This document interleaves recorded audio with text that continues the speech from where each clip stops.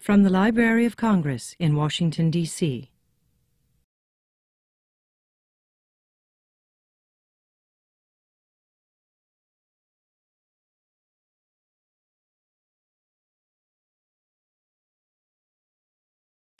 Good evening, folks. My name is Norman Middleton. I'm one of the concert producers here at the Library of Congress. I'd like to welcome you all to HALT, or I'll play Vivaldi. Another in our Music and the Brain discussions sponsored by the Music Division and the Science and Technology Division here at the library. And the entire series is underwritten by a grant from the Dana Foundation. Before we begin, just a couple of announcements. First, please turn off your cell phones and pagers. Put them on vibrate, please. Second, our next Music in the Brain presentation will be on March 27th, when cognitive psychologist Michael Kubovi and composer Judith Shatton, both of the University of Virginia, will discuss the mind of the artist and how composers embody extra musical elements in their compositions. And now I'd like to introduce tonight's guest speaker. Jacqueline Helfgott is professor and chair of the Criminal Justice Department at Seattle University. She has a Bachelor of Arts degree in Psychology and Society and Justice from the University of Washington, and a master's and PhD in Administration of Justice with a graduate minor in psychology from Penn State University. Her research interests include criminal behavior, psychopathy, institutional and community corrections, victim impact in criminal justice decision-making, restorative justice, and copycat crime.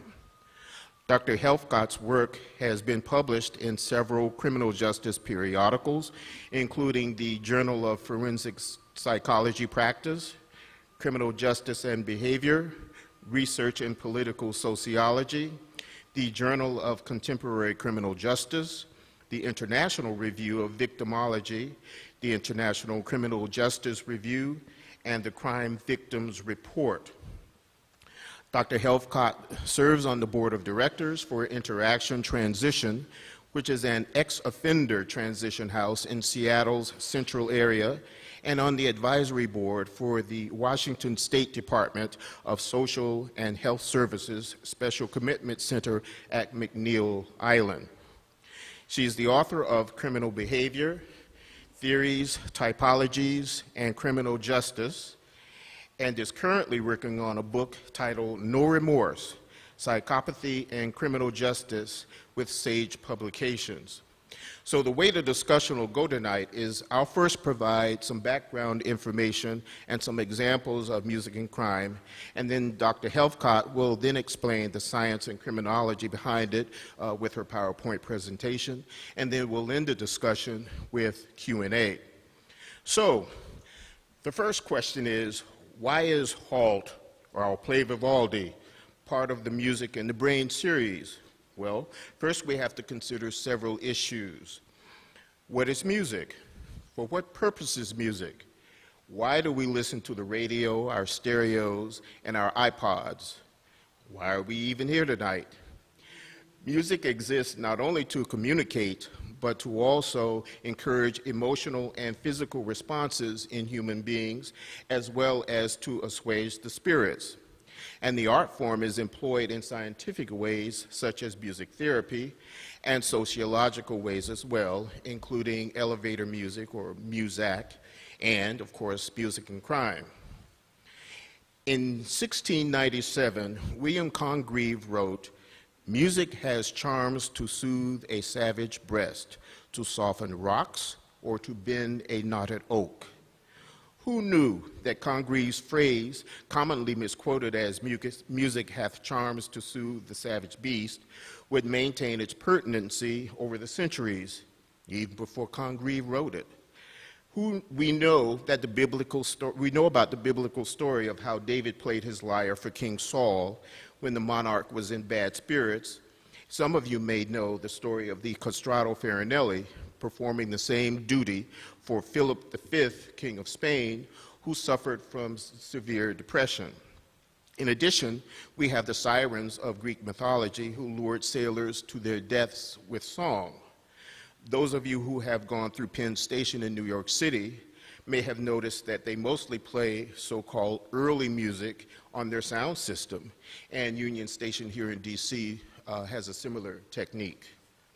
And I have been in one airport that not only has soft mood lighting, but also incorporates the sounds of wind chimes, babbling brooks, and other soothing sound effects to keep travelers' stress levels down.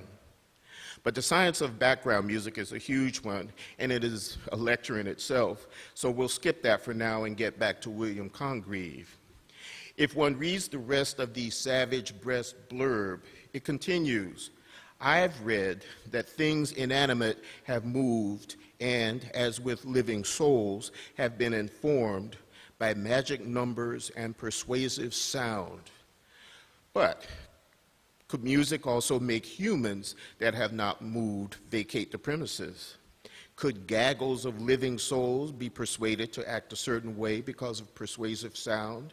The answer is yes. In 1989, former Panamanian dictator Manuel Noriega was holed up in the Vatican Embassy in Panama City. In order to get him to surrender, U.S. forces decided to blast the embassy with loud music, loud rock music. According to the office of the chairman of the Joint Chiefs of Staff, the purpose of this blasting was to prevent the use of parabolic microphones to eavesdrop on negotiations taking place within the embassy, not just to drive Noriega out. But you have to assume that blasting rock music day and night had to have driven him crazy, just like it would any of us. And although the Vatican wanted to get rid of Noriega as much as everybody else, it nevertheless complained about the noise to President George H.W. Bush, and the U.S. troops were ordered to stop. After all, it wasn't like the embassy was in the middle of nowhere, it was in the city. Eventually, Noriega gave up the ghost and surrendered on January 3rd, 1990. You all may have heard about the repeated playing of Christina Aguilera CDs at Gitmo to punish Mohammed al-Qahtani, the so-called 20th hijacker. And speaking of loud music, just last July in Urbana, Ohio, Andrew Vactor was cited for disturbing the peace. After constantly riding around town blasting rap music from his car, the Urbana powers that be had enough and hauled Vactor before Champaign County Municipal Court Judge Susan Fornoff-Lippincott. Andrew Vactor was facing a $150 fine for playing his rap music too loud. Excuse me. But Judge Fornoff-Lippincott told Vactor that his fines would be reduced to a mere $35 if he spent 20 hours listening to Bach, Beethoven, and Chopin. 20 hours? 20-year-old Vactor lasted 15 minutes before he cried uncle.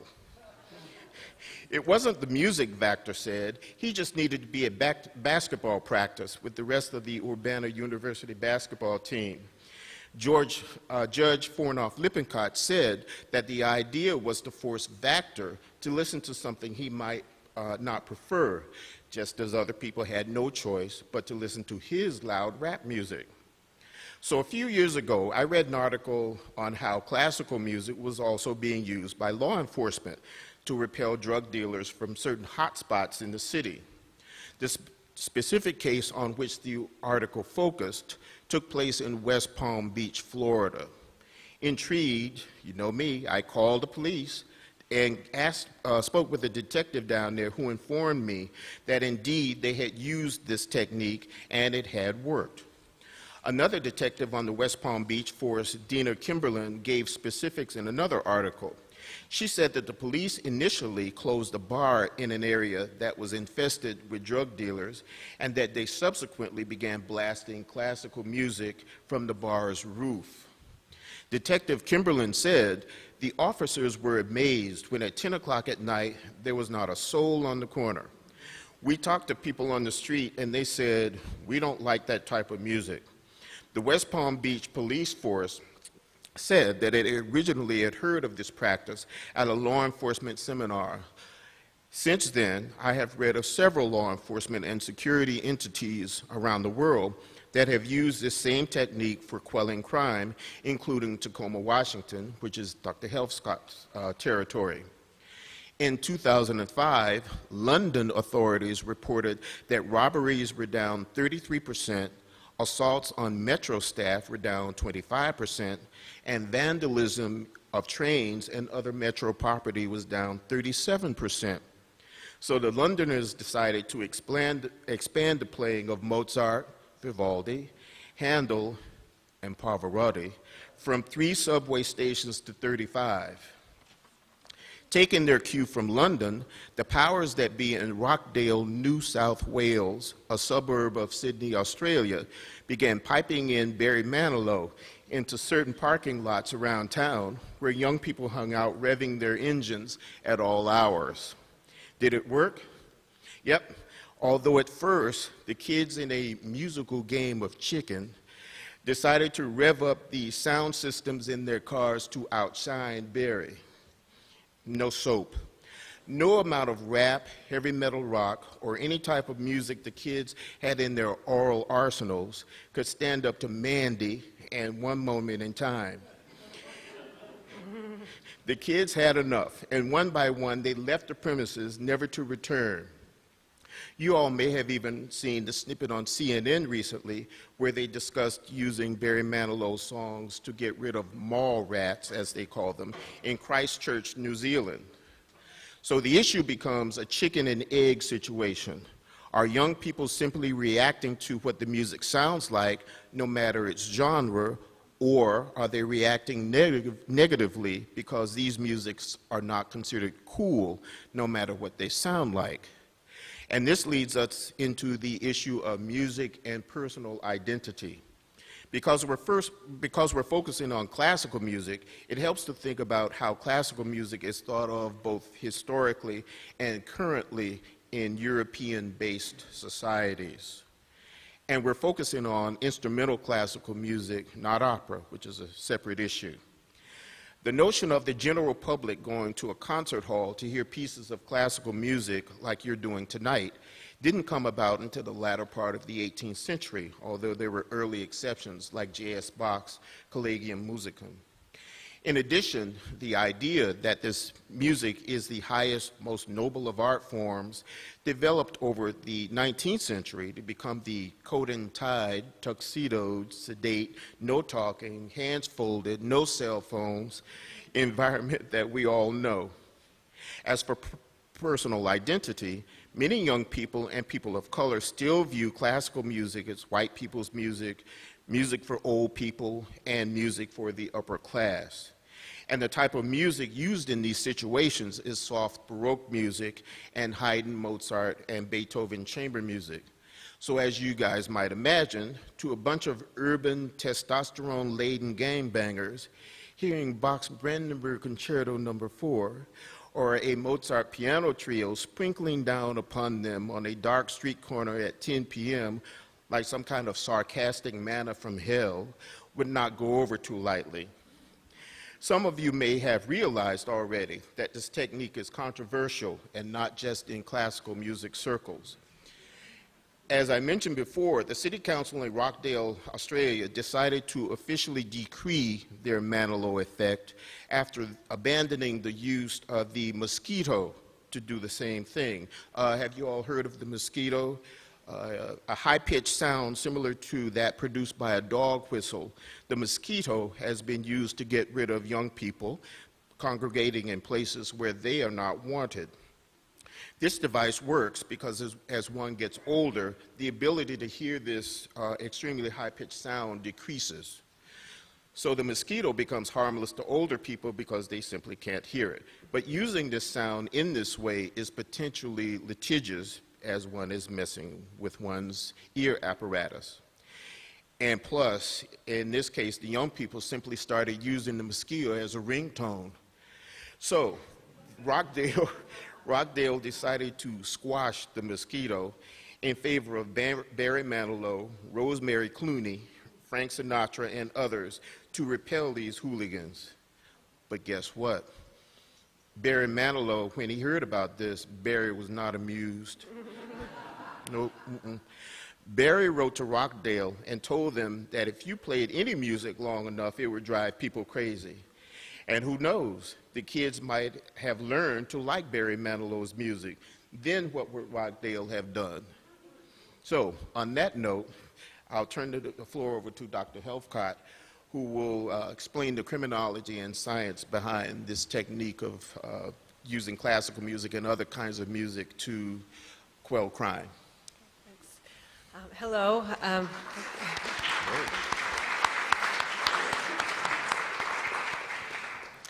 I'd just like to start by thanking Norman and the Library of Congress and the Dana Foundation for having me. This has been an amazing series, and I'm very happy and feel fortunate to be a part of it. There's a lot of great scholars that have been speaking at these talks, so thank you. I was also very excited to be invited because I teach a summer course called Murder Movies and Copycat Crime, and I'm very interested in copycat crime and the intersection of pop culture and criminal behavior, and I think that we all have a media-mediated understanding of crime, and media and pop culture and aesthetic and style has a lot more to do with crime and how we respond to crime in society than we all think about. So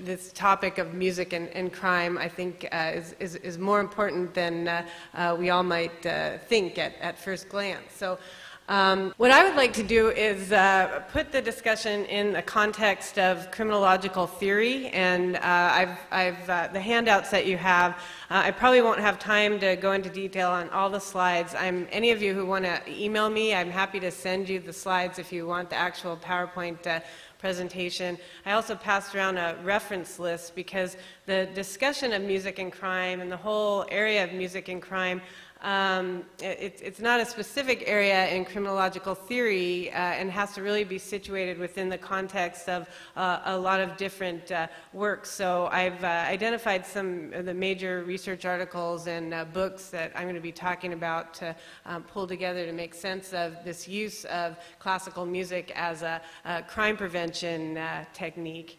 Some of the images I have up on the screen, by the way, if any of you are not familiar, I'm going to be talking a little bit about the association of music and aesthetic and style and subcultural identity. So if some of you aren't familiar with some of the images, Marilyn Manson was of course associated with Columbine, and some of the rap and heavy metal music in terms of some of the images on the screen that have been associated with antisocial behavior, which I'll talk about in a minute. But let me just give you an overview of what I plan to talk about. I will talk about the use of music as a crime prevention technique and strategy, a little bit about how that's situated in criminological theory. Talk also, Norman was touching on some of this, the relationship between music and style and subcultural identity. Norman talked a little bit about personal identity and then how that's wrapped up with the, how that is relevant to the use of classical music in crime prevention. And then some of the ethical issues and also methodological issues in studying the effects of using classical music to deter crime.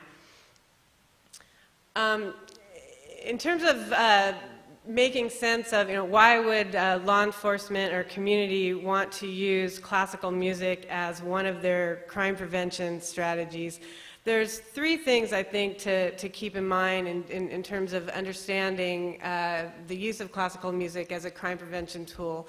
And one is the relationship between, and this, by the way, is the least important of the three, but one is the relationship between music and human behavior and human physiology.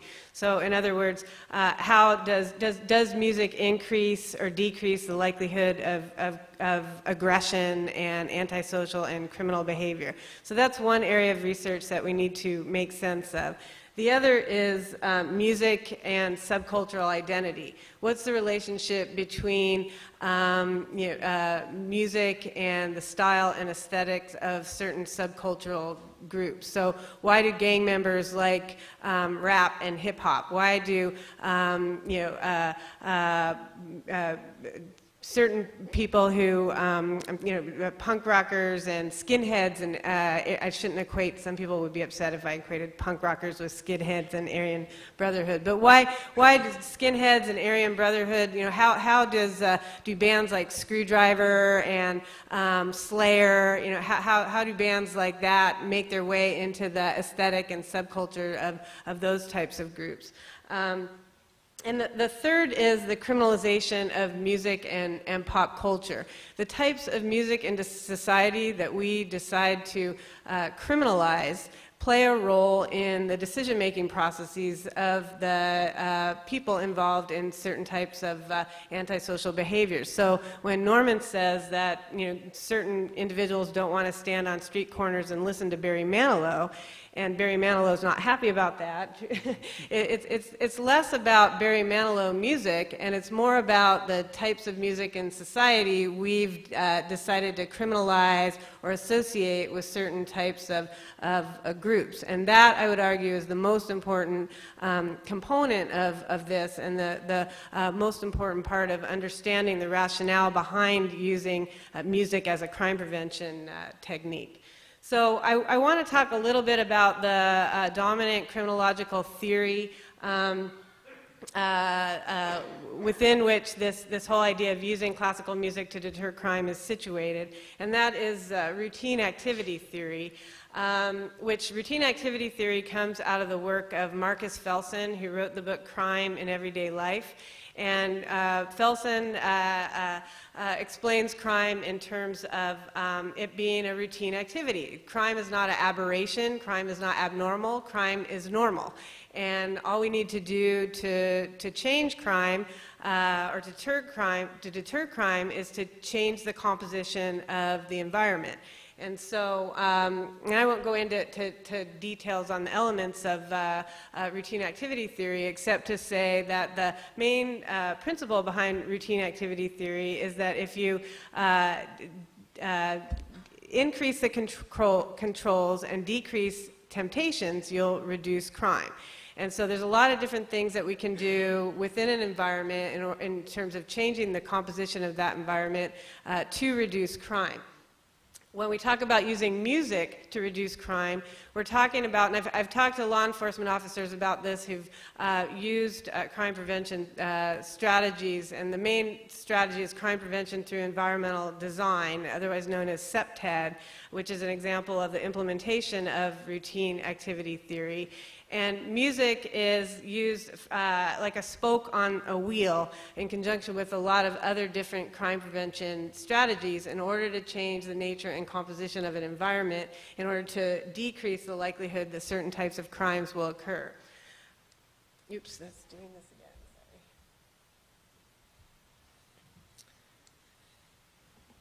So I just mentioned environmental and situational crime prevention. Situational crime prevention pertains to changing situational aspects of the environment. Environmental crime prevention pertains to changing the actual, the way communities are built. And for example, the whole city of Vancouver in Canada is built based on environmental crime prevention in terms of the architecture of that community. So whole communities can be built that way. And then the other term I just referred to is crime prevention through environmental design, which incorporates situational environmental crime prevention. And I won't go into too much detail, but that's the criminological theory within which this is situated. Another thing to think about in terms of the use of classical music to deter crime is the relationship between music and aesthetics. And so a lot of this is about, based on the idea that if that there's a relationship between high aesthetic and low perception of crime risk. So if you have communities that are made nicer, whether by paint and lighting and the use of music, that people will have a lower perception of crime risk. So when classical music is played at a transit station or a bus stop or a subway station, the idea is that that music will increase the aesthetic in that community. The other thing to think about is the idea of music as a territorial marker. So in other words, if you are playing classical music in a particular area and the hope is that the gang members in that area will move down the street, then you're basically saying, you know, we're going to beautify this area, and part of the beautification of this area is to play the classical music, and this is our territory, and you need to move down the street. And so a big part of this is the use of music as a territorial marker. Now, and this didn't show up on your PowerPoint, so this is why if you want me to email this, I can, but there's a number of different techniques that have been used in crime prevention through environmental design to create boundaries and to decrease crime through the use of boundaries. And for example, lifting building entrances to make the building seem to be distant or off limits to people walking by. Increased lighting, cutting back trees. There's a lot of different CPTED techniques, and music is just one small part of those different techniques.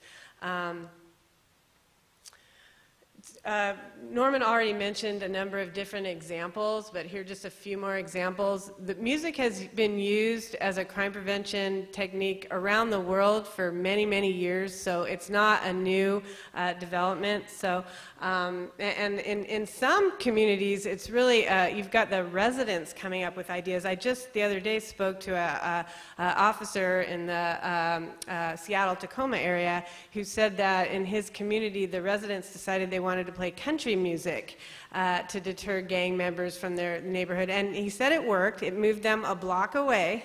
And that came from, and I asked the officer, I said, well, did they know the science behind it? Did they know about crime prevention through environmental design? Where did they get the idea that country music? And he said, I don't know, they just got the idea that the gang members wouldn't like country music. And that was the same neighborhood where the citizens in that neighborhood decided that they were going to set up a card table and play pinochle. There were senior citizens in the neighborhood, and they decided that that's what they were going to do to try to. So in some communities, it's really a grassroots effort. Again, getting back to that issue of, you know, people are really tuned in to some of this stuff, the relationship between pop culture and its effects on criminal behavior. I want to talk a little bit about just some of the, and not spend too much time on it, but the research on, you know, does this work? Does it work to, if you play classical music, are you going to deter crime? And in terms of, you won't find, in fact, I haven't seen any empirical studies specifically focusing on the use of classical music. They could be out there, but I haven't seen them. And there's anecdotal accounts. There's law enforcement officers who will say, yes, this works. I spoke to a commander in my area, a police commander, asking him if it had worked in my area, and he said, well, we played it outside McDonald's for a while, and it didn't really work, but what really worked is that when we kept the loudspeaker up there and we said, please leave the area, you know, and that worked. That worked better than the classical music. And so, you know, the studies on CPTED techniques have shown that, yes, crime prevention through environmental design is effective if many different techniques are employed. How effective classical music, Barry Manilow, opera, some of the country western, how effective the different types of music are is an empirical question that we need to answer that we haven't had specific studies on yet. So the techniques are effective. How effective music is, we're not yet sure. If you're interested to know just some of the early origins of environmental and situational crime prevention, here's some of the classic works that those methods are based on. I also wanted to talk for a minute about another principle behind routine activity theory, and that's what's known as the potato chip principle, or the principle of limited rationality. And so this basically says that, back to that whole idea that crime is normal, everybody has the potential to engage in criminal behavior. If you change the composition of the environment, you'll make crime more or less tempting. And so back to the whole issue of using music and some of these other strategies, if we have classical music there, it's going to create this uncool environment, and it's just going to be a little piece of in terms of altering the composition of the environment that will make a person less likely to eat more of those potato chips and engage in criminal behavior. Another principle that's associated with situational environmental crime prevention is called the Crow-Zom mixing principle, which is what I referred to before with the pinochle games, that if you mix safe activities in unsafe locations, then you'll alter the composition of the environment and decrease the likelihood of crime occurring. So you're changing the composition of the types of individuals in the environment, and music has a potential to further that along as well. I'm going to skip over. How are we doing on? Yeah. Okay.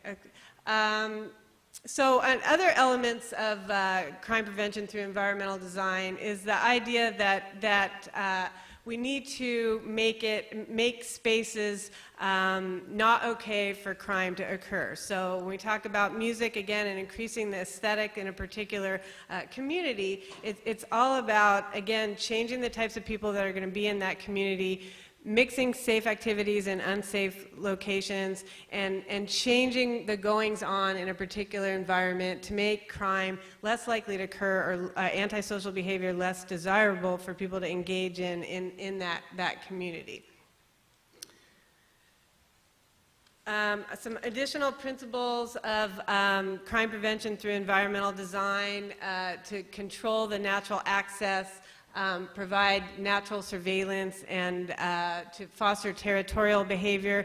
Those principles, much of what I've mentioned already, touch on some of those basic principles of designing crime out of communities.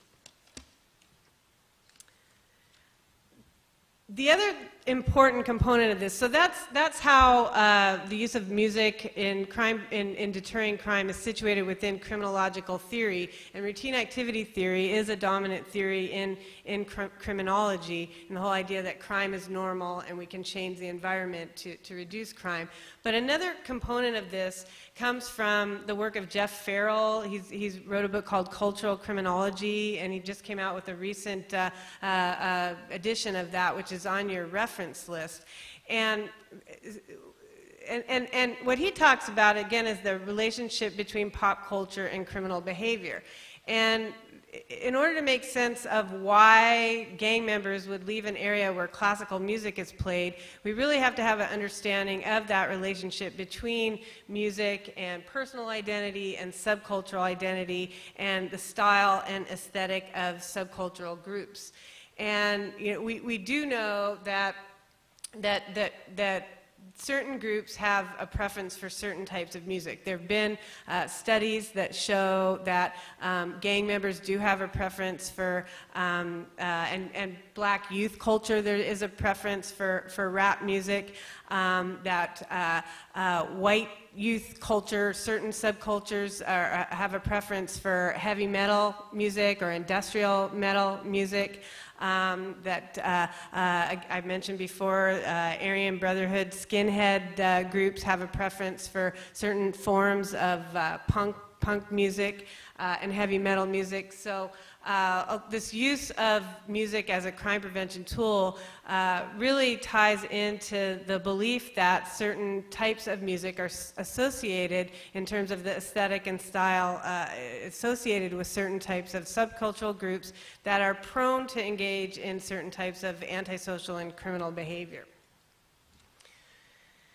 The other thing to think about is that is a relationship between hypermasculinity and the subcultural context for violence. Some of the studies, I mentioned before that there is a small component in terms of the relationship between music and aggression or music and human behavior, and there have been some studies, and I've cited them on your reference list, that have shown a moderate to high relationship between listening to heavy metal or really heavy music and aggressive behavior. But once gender is controlled for, that relationship doesn't exist anymore. So in other words, it's the maleness factor and the association between hypermasculinity and certain types of music that are explaining that relationship between music and the aggressive behavior. And it makes me think of the thing that a lot of criminologists will say, many used to be feminist criminologists, now many criminologists I think will say that the one thing that we can do to reduce crime is to socialize little boys as if they were little girls. So people don't usually like to hear that, but some of the studies on the relationship between hypermasculinity and music and aggressive behavior also suggest that. I already just mentioned this, the relationship between music and behavioral problems can almost wholly be associated with male socialization, and so and hypermasculinity and hypermasculine cultures and their association with antisocial behavior and the types of music that are associated with those groups. I already also mentioned that there are the studies that associate different subcultural groups with certain types of behaviors and music.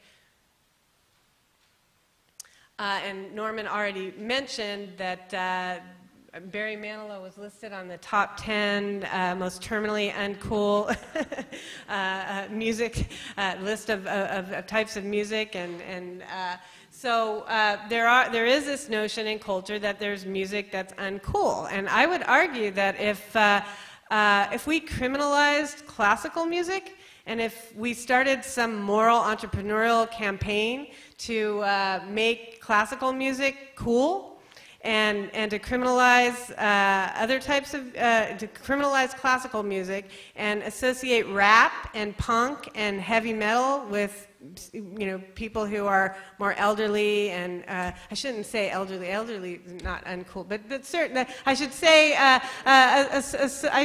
associate, how do I want to say it? You know what I'm talking about.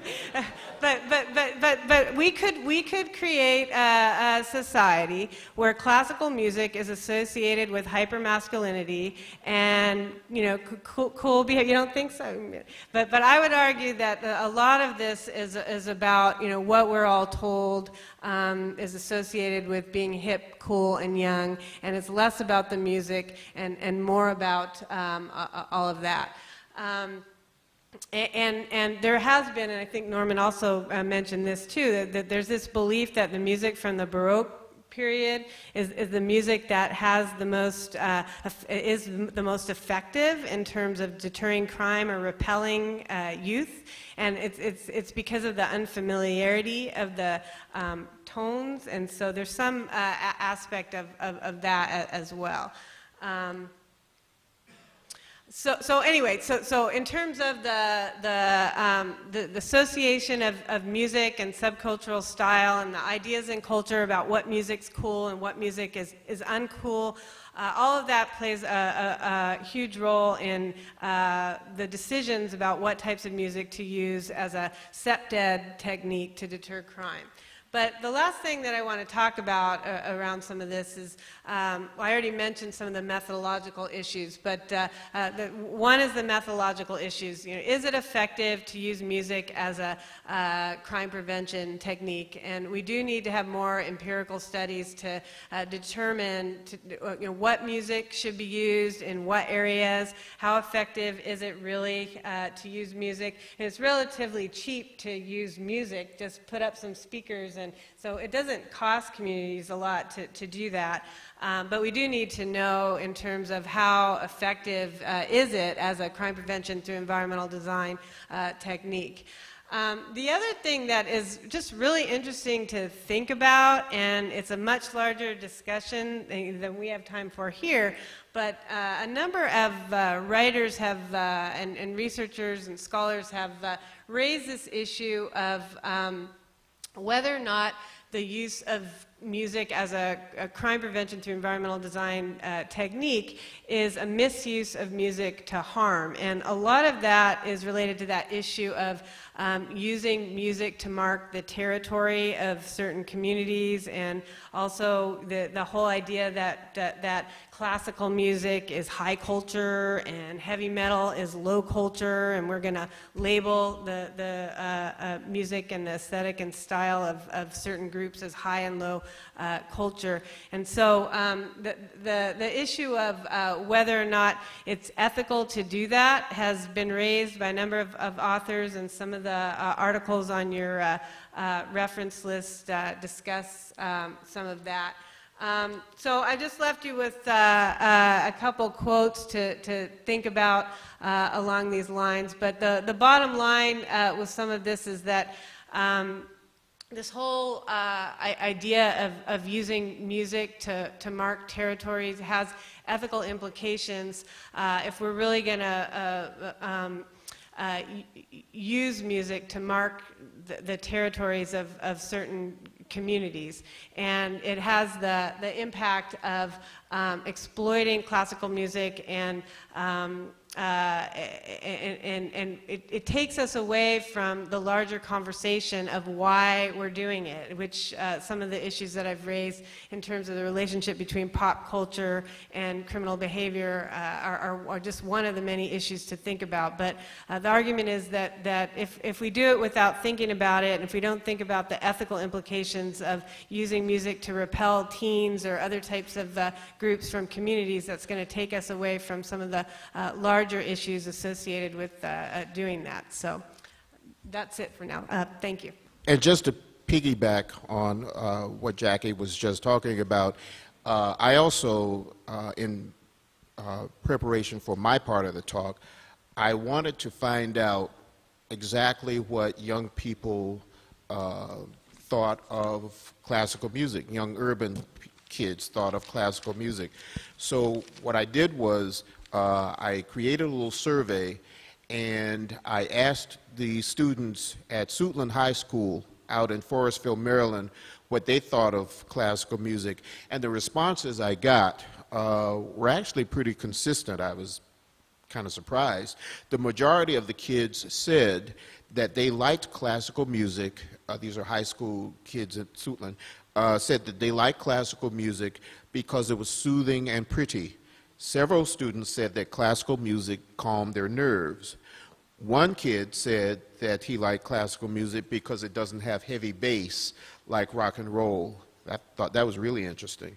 One holdout said that he didn't like classical music because he thought it was boring. So you get that boring thing, and then you get the soothing thing. This particular student, interesting, also said that their favorite music is oldies and R&B. They were raised on that kind of music, and their liking that kind of music cannot be changed.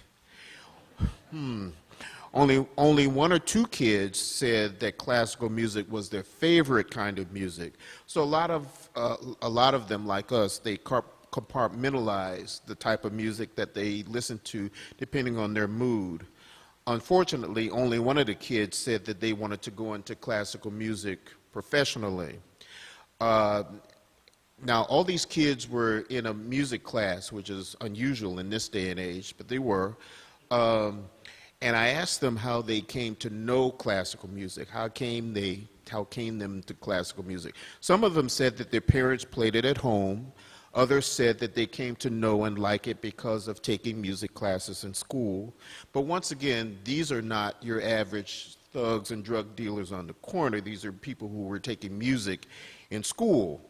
And by the way, I'd like to thank Donna Williams, our concert assistant, for disseminating this survey and getting them back and talking to the students for me. So it's a fascinating subject, and I think it warrants a further study. So on that note, we'll open up the floor for questions. Do you have questions? Yes, ma'am. Have there been studies done to explore the areas of the brain that different kinds of music affects, like the heavy rock and the heavy metal? Would that affect one part of the brain, whereas classical music might have more of an impact or impact more areas?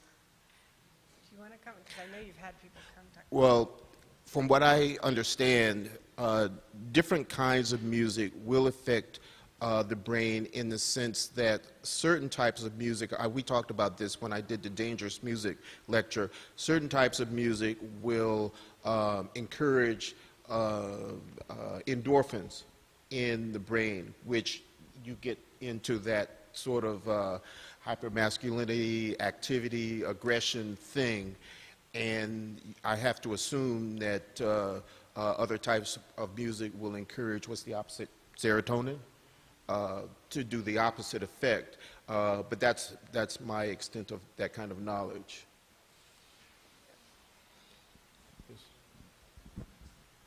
I just, I'm sort of remembering Stanley Kubrick's film, A Clockwork Orange, where a very violent episode takes place to the tune of classical music.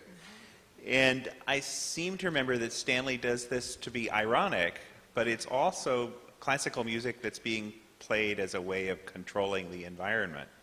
This is considerably before some of your studies. But do your studies show anything that suggests, as Mr. Kubrick seems to be, that one can overuse this technique and that it loses its effectiveness? I thought you were going to say something about, because there was a copycat crime where the rapists actually played some classical music while they were engaging in a, you know, in terms of, you know, you mean well, I think that gets to some of the ethics of some of the, you mean playing classical music in the communities and having it be programmed in so that we repel. Yeah, I mean, certainly I think it has that potential, and that's why, you know, if people adopt, I mean, I forgot to mention the business though about, you know, the question of are we displacing crime or diffusing crime? And so, you know, we are moving crime a block away. Are we really controlling criminal behavior by playing classical music? No. I mean, we need the studies that show that. If we had studies that showed that it actually did diffuse crime, that we actually did decrease the likelihood, you know, on a more widespread scale, yeah, I'm sure it would have the potential to be used for harm and used in a very negative way. So. And if you also think about whether if you walked into a department store that constantly played classical music over the sound system, would that store have less shoplifting? We don't know. Probably not. You know, so you have to think about that. There is another aspect to this that I'm thinking about doing in another lecture as to the sinister uses of classical music to control behavior. That's a whole nother area. So stay tuned. Yes. Yes, I was tempted to ask how many residents moved out when they began playing country music, but I won't ask that. Department stores, which we mentioned briefly, have a common belief among management that the type of music that they play has an impact on the sales. Wait a minute, you're giving my lecture away. No, go ahead. No. There has to be some sort of empirical studies on that subject. And I don't mean to take your lecture away, but it seems to me very connected, both in the morality and also in the effectiveness arguments. There have been studies done by marketing entities on this. I'll give some of it away. For instance, there's been proof that in certain liquor stores, if they want to have a sale on French wine, they will play French music. and it does work. And when they switched from having a sale on Italian wine, French wine to Italian wine, then they switched to Vivaldi and other Italian composers. And the customers understand it, they get it, and they buy more Italian wine. So yes, there is that aspect. Do they play Metallica when they want to sell Bud? When they want to sell Bud. I don't know. Yes. Yes, I'd like to know, have they used music in prisons, which can be very violent environments? Have they used that? We did mention it the podcast earlier, but I just came from a criminology conference, and I was talking to a colleague who was a warden of a prison, and he said that they played classical music in one of the units, and the inmates really, the prisoners really liked it. So in terms of studies of how music, I haven't seen any actual, like I said, empirical studies on its effect, but I know, anecdotally in different prisons experiment with it. Yes. Yes. Hello. I would like to discuss with you the poll that you were talking about when you are in a liquor store, you put French music or Italian music, and it has a tendency to influence the customer. I am French myself, and I am keen in wines. But in France, when you go in a liquor store, you have absolutely no music. No French music, no Spanish, no Italian music. And people go in a liquor store to buy wine. And the music does not influence us in the taste or in the particular brand of wine we want. I would like to ask you, where did you get this study made? Because this is very interesting as a French person to understand. I read it in a book. It was a report on this about ambient music, background music, and how music is used in marketing.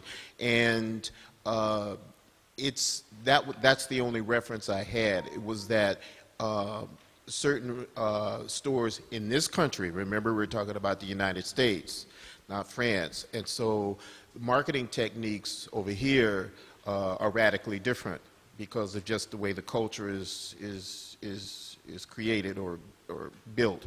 So that was just the one reference I had to that liquor. But they did say that it worked in these particular stores that used the technique. They did say that. Yes, ma'am. Is there any evidence that sort of whatever you're playing, the music, it kind of wears off? I mean, that after a while people don't hear it? Or, I mean, it sounds like not. It sounds like it goes on. I mean, my experience with it is that, I stopped noticing it after a while, but... Well, like I said, there haven't been any studies that have looked at it. I know some communities, the law enforcement were worried about it really annoying people and, shooting out speakers and stuff like that. But, it has the potential to do that, I'm sure. But I think in a lot of these places, many of the places, it hasn't been used for long periods of time, so. Yes. Yes.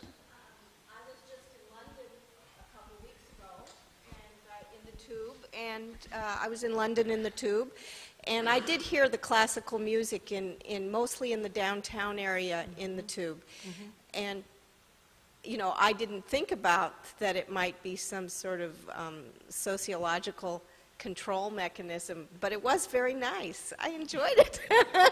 And people seemed very calm and not upset, and there were many young people in the Tube with me. Yeah. So, it seems to me, amongst the criminology studies and the psychology studies, I'm surprised that there aren't a lot of references, and there aren't a lot of studies of testing low-level classical music in prisons. It seems like a great PhD. Why not get your students involved? What do you mean low-level? What does that mean? You mean play? Oh, volume-wise. To do what? To do what? To do as a prison management tool, you mean?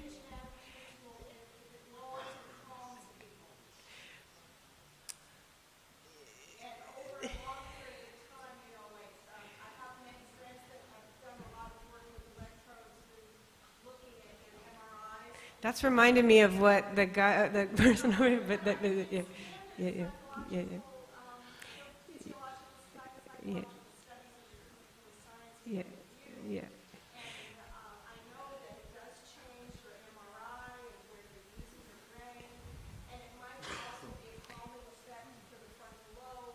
Yeah.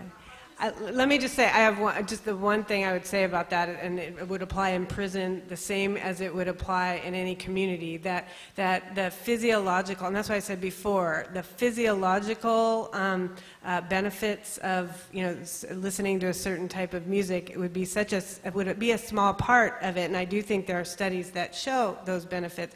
But you start playing classical music in a maximum security prison for long periods of time and don't alter other aspects of the environment in terms of prison management, and the classical music alone is not going to reduce the number of prison infractions, and, you know, without having it be part, just like in the community, of a whole larger a change in the composition of the environment. So, but I will say that we talked about this in the podcast. The famous sheriff out in Arizona with the pink underwear and pink jail cells and all that kind of stuff. That facility also has its own radio station, and the radio station at that facility really monitors the type of music that is on its playlist. It's not all classical, but it's not, there's no heavy metal and nothing that would encourage aggressive behavior. Right. So they do that at that facility. But again, I would say it's more the relationship between music and the aesthetic and style of certain subcultures, because many prisons in Washington, they don't allow Raiders jackets, for example, in the prison, and certain symbols and T-shirts and you know, those types of aspects of it, because the belief is that those artifacts are criminogenic. So how much of it is the physiological stuff, and how much of it is the personal identity, subcultural identity stuff? Is it another question? I agree. The question of the hypermasculinity and its relationship with the music raised the thought and the question in my mind, in other cultures, and you're sort of making an association between identity and music.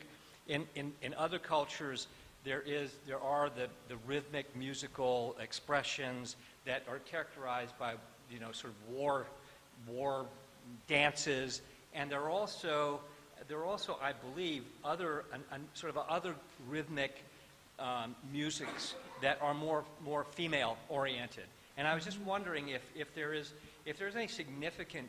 I always sort of put them all together because it's drums and a significant amount of atonal singing and chanting, you know, which creates the community sense. But wondering whether there's a significant qualitative and quantitative difference between the sort of rather complex, softer, more feminine side of music as opposed to the more aggressive, more hard rhythmic, hard rock music, which is very characteristic. I mean, that music that we're talking about is not, you know, it doesn't have a lot of variability in its beat. 4/4 rhythm is characteristic of it. So I was just wondering if do you know if there's any relationship?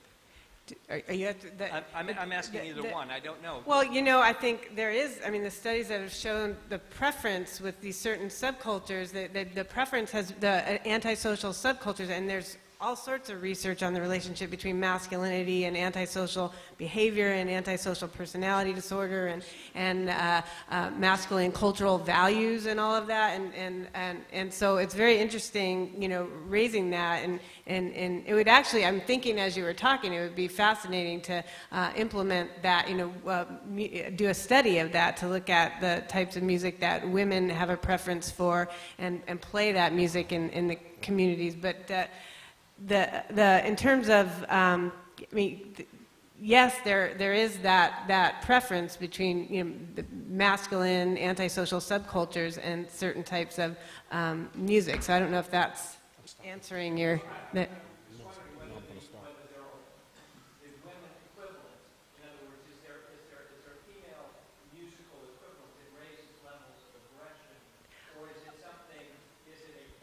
L7, there's all sorts of old, I think I don't know that there's studies on it, but there's a whole area in criminology on the rise of the new violent female and in the early 90s and the aspects of pop culture in terms of film and music that were associated with increased level of female aggression. But it's really an interesting question to think about. We've got to stop. I got to get you guys back downstairs. Please thank Dr. Helfgott again.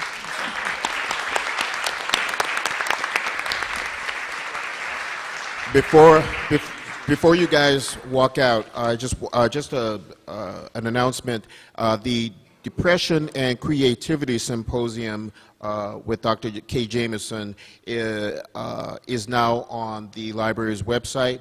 Just go on the library's website, loc.gov, click under webcast, and then under that, click under culture, and you will get Dr. Jamison's symposium. Thank you very much. Our next Music in the Brain is on March 27th. I'll see you there. Thank you. Thank you.